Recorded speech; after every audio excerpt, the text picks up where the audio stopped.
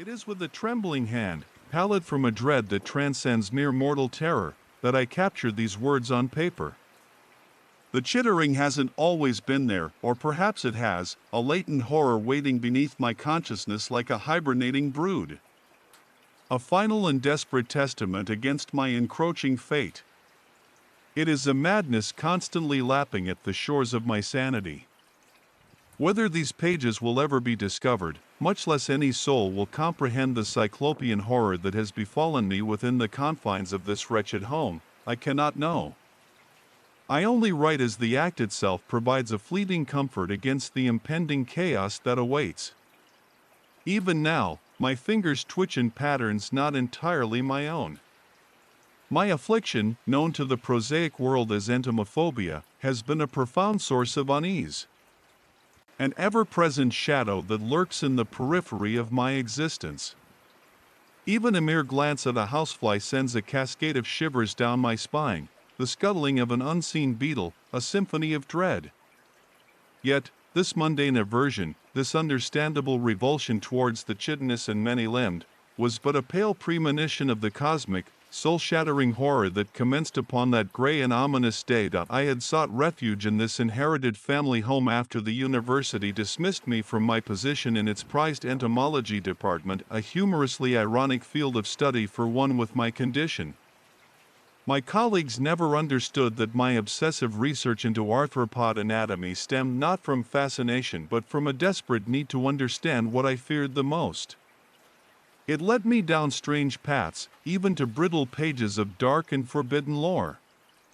My grandmother's Blata Obscura, a text dismissed by my peers as occult nonsense, but whispered about in the shadows of fear, became a staple reference in my personal research. My maternal grandmother, who once found a younger me screaming and writhing in the garden shed, covered wholly in spiders, would have recognized the signs.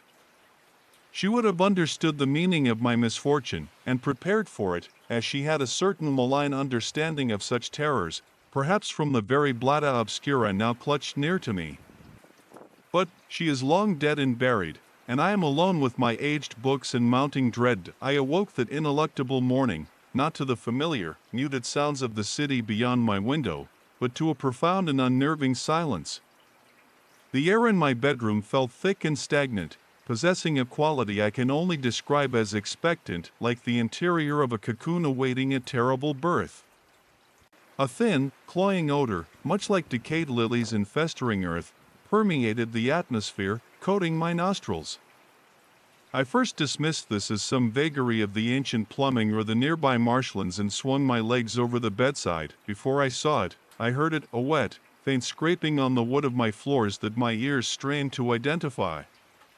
Then the smell worsened. What had been a faint malodor now swelled into an overpowering reek, suggestive of the charnel house and the tomb, yet with undertones alien and sacrilegious.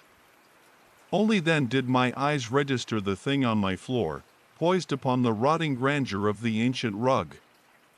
The sensory assault was methodical, as if the creature were intentionally announcing itself to each of my faculties in turn, saving the visual horror for last when my nervous system was already primed for revulsion. It was a creature of my nightmare. At first glance, it resembled a common woodlouse, albeit one of unusually large proportions. But my eyes, still clouded in sleep, focused, and a wave of nausea and terror washed over me. Its segmented body, a sickly, translucent gray, pulsed subtly. Too many legs twitched with preternatural synchronicity, ending in tiny, needle-like barbs that vibrated faintly. But the true horror lay in its head, or rather the bulbous, fetid sac that served as such. It possessed no discernible eyes, yet I felt, with certainty wholly unlike me, that it was aware of me. It rotated slowly, deliberately, its eyeless front towards my frozen form. A half-strangled gasp tore from my throat. Years of suppressed dread erupted within me, a primal, silent scream. I scrambled backward, crab-like across the floor, my eyes fixated on the abhorrent thing. It did not pursue, merely remained still, a throbbing monument to biological blasphemy. I lurched to my feet, a surge of desperate adrenaline fueling my flight. The heavy oak door slammed behind me, the key turning in the lock with frantic, fumbling haste, leaning against the corridor, my heart slamming against my ribs like a caged wild bird, as I fought for breath. It was merely one creature, I told myself, a grotesque anomaly, perhaps some unknown species carried in on a draft or hidden within aging woodwork. Such things, however unsettling, were not inconceivable in the old, neglected parts of Morrodale. The dilapidated Victorian estate, perched at the edge of the city, where cobbled streets surrendered starkly to the imposing marshland, the locals had warned me against taking residence in my grandmother's abandoned home. Rumors of subsidence, toxic mold from the perpetual dampness, and structural damage of an almost uninhabitable degree. But the location, on the brink of isolation, had appealed to my reclusive nature, and the extensive library of rare and ancient texts had been necessary for my independent research after the unfortunate incident at the university. Before such an unholy confluence of events befell me, I had the luxury of a very profound abundance of literature at my disposal, the university library a trove of both ancient and modern knowledge. The family home had a more modest conspectacy. It contained a selection of vital, if ultimately futile, literary bulwark against my advancing fate. Among the respectable volumes lay darker lore, books my grandmother kept hidden. Treatises on things best left unnamed, hinting that intense focus, even fearful focus, could draw horrors from unseen corners of existence. One passage from Blata Obscura had haunted me since childhood. When the intellect is devoured by abyssal dread, it casts a psychic beacon into the void, a lure for entities that dwell in that outer darkness.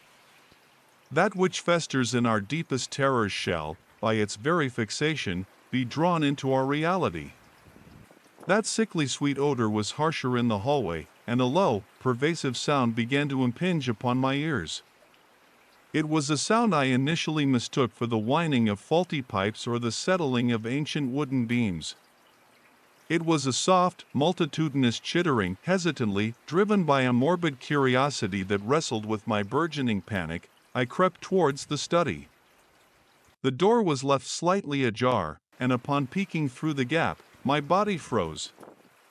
The room before me, usually a sanctuary of dusty books, was alive not with one creature, but with hundreds, perhaps even thousands. They carpeted the floor, flowed up the walls like a living tide, and dripped from the ceiling in viscous clumps. They were wrong. Utterly, fundamentally, blasphemously wrong, their very existence an affront to the natural laws of this or any other sane reality. Their movements at times seemed to defy the very strictures of Euclidean geometry, as if they were visitors from some other, more terrible space. They were things that resembled fat spiders, with legs bent at impossible angles. Their abdomens were swollen and throbbing, translucent sacs filled with luminous green ichor. Winged things, like leprous moths, fluttered clumsily, their wings shedding fine, iridescent dust that shimmered in the room's gloom. Upon longer inspection, their rudimentary faces seemed shaped into vacant agony. Centipede-like forms, inexplicably long and slender, scuttled across the surface with liquid grace, their myriad of segments clicking against the wood with that maddening, rhythmic chitter of the smell, a fetid, cloying sweetness intensified. It mingled now with an acrid tang of formic acid and something utterly alien. The chittering rose in volume, a sibilant chorus that seemed to work its way directly into my brain, bypassing the ears entirely. It felt like the whispering of innumerable infinitesimal mouths, promising unspeakable transformation. My trembling hand reached for the shelf, seeking of its own volition the worn copy of Blata Obscura, that forbidden text I had discovered among my grandmother's forgotten possessions. Its pages had described chitinous horrors that I had carelessly dismissed as medieval superstition, the transformation of Gregor Samsa rendered as cosmic punishment rather than allegory. The tome had claimed that certain minds, when saturated with pure terror, become beacons across dimensional barriers. The observer becomes specimen. Now, as something skittered across my sleeve with preternatural weight, I understood those words were not metaphor, But prophecy, panic had seized me utterly. This was no infestation of common nature. This was a phantasmagoria sprung from the deepest recesses of my own paranoid mind, given hideous, tangible form. My phobia, a lifelong curse, had somehow manifested. It was tearing down the boundaries between subjective dread and objective reality. I turned to flee, seeking the salvation of the outside world, the mundane sanity of the bustling street.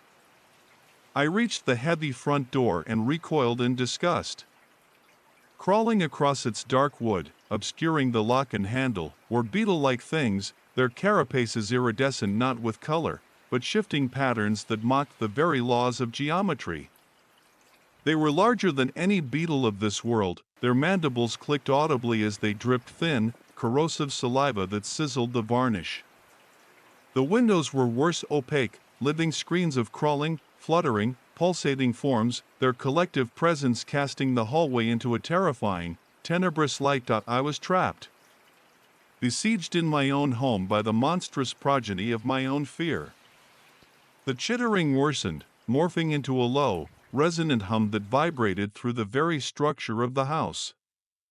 It traveled through the floorboards, up my legs, and into the core of my being.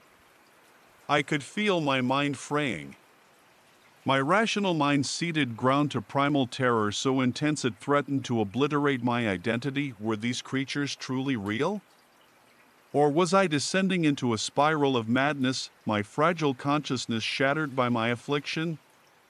The distinction of the two ceased to matter. Real or imagined, the horror was absolute, the threat visceral.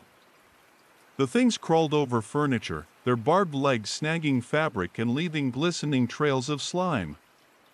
Books were swarmed, corrosive secretions devouring the ancient bindings. They gathered in corners and shadows, forming writhing knots of chitin and aberrant limbs, throbbing like obscene, sinful hearts. I retreated to the kitchen, hoping perhaps for a futile weapon. For one breathless moment, the kitchen appeared blessedly normal. Sunlight streamed through the small unwashed window above the sink, illuminating countless dust motes dancing in the air.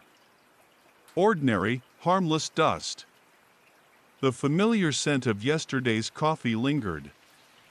I exhaled shakily, clutching the counter's edge. I allowed myself to wonder if perhaps the horrors had been confined to the other rooms, leaving this small space untouched by madness. I even managed a hollow laugh at my own expense, how quickly terror had overwhelmed rational thought. I turned toward the cupboard for a glass, desperately needing water for my throat, parched by the primal fear, but the scene there drove me to the brink of collapse. The sink was overflowing with slug-like creatures, eyeless and pale, oozing a thick malignant mucus. From the pantry door spilled forth a cascade of insects that vaguely resembled ants swollen to the size of rats. I could see their powerful jaws shearing through tins and wooden shelves alike. One turned its multifaceted eyes towards me, eyes that held not insectal blankness, but a disturbing alien intelligence. I backed away, stumbling and gasping, my vision blurring from the fear. The humming, a chittering symphony, reached a terrible crescendo. The air around me grew thicker, almost unbreathable, saturated with the iridescent dust shed by the moth things and the nauseating odor. I could feel the fine dust settling on my flesh like a burial shroud, a tingling itching sensation that spoke of imminent, horrifying transformation. My body revolted, while spattering the floorboards in grotesque communion with the horrors surrounding me. Then came the revelation, terrible in its clarity and suddenness. This was not simply a manifestation of my fear, it was an emergence specifically for me. It was drawn from my terror, nourished by the fear, and shaped by it. My lifelong dread had acted as a psychic beacon, attracting or creating this verminous tide from some unthinkable cesspit where the laws of biology are mocked and sanity is devoured. The moth's iridescent dust absorbed into my skin as if preparing a medium for transformation. I understood with horrific clarity that I was not merely a witness to a metamorphosis, I was the chrysalis. My fear was the key, and it had unlocked a gate that should have remained sealed forever. Is this not the ultimate truth of all phobias? That in fearing a thing so holy that we grant it complete power over us? That our dread becomes a devotion, our avoidance an obsession? Until the feared thing occupies more of our mind than any love or joy ever could? I had spent a lifetime studying what I feared, classifying and categorizing in a futile attempt at control. But in doing so, I had been worshipping at a cursed altar of my own making. My fear was not simply an emotion, it was a summoning. A prayer to dark gods who have now answered it now. I sit huddled in a small pantry, the door barricaded with a flimsy chair, penning these last words by the dying light of a forgotten candle stub. The wood groans under the pressure from beyond it. Splinters fly inward, the chittering is no longer merely a sound, it is a physical pressure, a vibration that shakes my bones. The hideous, sweet stench permeates my lungs. I tear at my skin, now papery and translucent, but only succeed in helping what lies beneath emerge. The old self sloughs away in patches, revealing the new form incubating within the human husk I once called my body. Through the cracks in the door, I can see them, multifaceted eyes gleaming with cold alien light, barbed limbs probing through holes, and clicking mandibles dripping horrid saliva. They are coming for the mind that summoned them. The fear that feeds them, the last vestiges of my reason crumble. The nightmare is real. The phobia is flesh.